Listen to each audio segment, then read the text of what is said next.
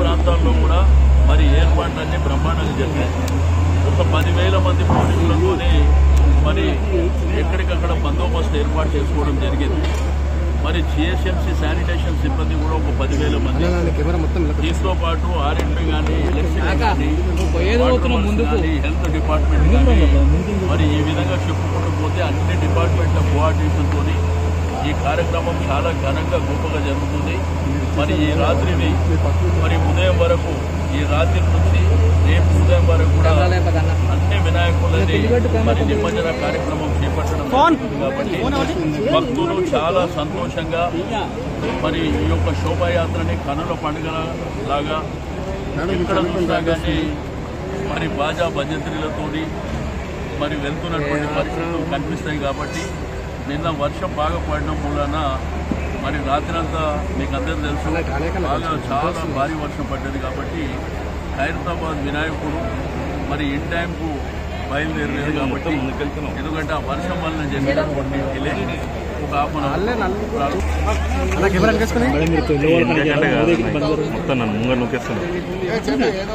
మరి ఈరోజు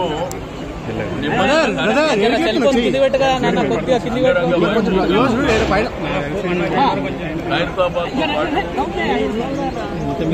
పాటు గ్రేటర్ హైదరాబాద్ లో ఉన్నటువంటి వినాయక ప్రతిమలు ఈ రోజు కార్యక్రమం జరుగుతుంది. కాబట్టి ఇప్పుడు మనం ఖైరతాబాద్ ప్రాంతంలో మరి ప్రపంచంలోనే అతిపెద్ద వినాయకునిగా మనకున్నాం. మరి ఈ శోభాయాత్ర ఒక హాఫ్ అన్ అవర్ లో ఇక్కడ నుంచి బయలుదేరి మరి గౌరవ మిత్రులు దానం నాగేందర్ గారు, వారి యొక్క సహచరులు, అదేవిధంగా ఖైరతాబాద్ గణేష్ ఉత్సవ సమితి పెద్దలు, ఆ కమిటీ సభ్యులందరికీ నేను మనస్ఫూర్తిగా అభినందనలు తెలియజేస్తున్నా. ఎందుకంటే నవరాత్రులు కూడా ఎంతో బ్రహ్మాండంగా కొన్ని లక్షలాది మంది దర్శనం చేసుకోవడం జరిగింది వినాయకుడిని. మీ మాధ్యమాల ద్వారా మరి ప్రపంచమంతా కూడా ఖైరతాబాద్ వినాయకుడి దర్శనం చేసుకోవడం జరిగింది. ఇది చాలా సంతోషించదగ్గ విషయం. మీకు అందరికీ తెలుసు, ధార్మిక సిద్ధాంతం ప్రకారం, హిందూ సాంప్రదాయాల ప్రకారం ఏ మంచి కార్యక్రమం తలపెట్టినా మరి విఘ్నేశ్వరుడి పూజ జరిగిన తర్వాతనే మిగిలిన కార్యక్రమాలు జరుగుతాయి. ఏర్పాట్ల విషయంలో అన్ని బ్రహ్మాండంగా ఏర్పాట్లు జరిగినాయి. ఎవ్వరికి ఎక్కడ ఆటంకాలు లేకుండా, ఇబ్బందులు లేకుండా మరి నిమజ్జన కార్యక్రమం, ఈ శోభాయాత్ర ఘనంగా నిర్వహించడం జరుగుతుంది. తెలంగాణ ప్రభుత్వం వచ్చిన తర్వాత గౌరవ ముఖ్యమంత్రి గారు ఇచ్చినటువంటి ఆదేశాలు పండుగలో మన సంస్కృతి సాంప్రదాయాన్ని ప్రతిబింబించే విధంగా ఉండాలి, విశ్వవ్యాప్తం కావాలి.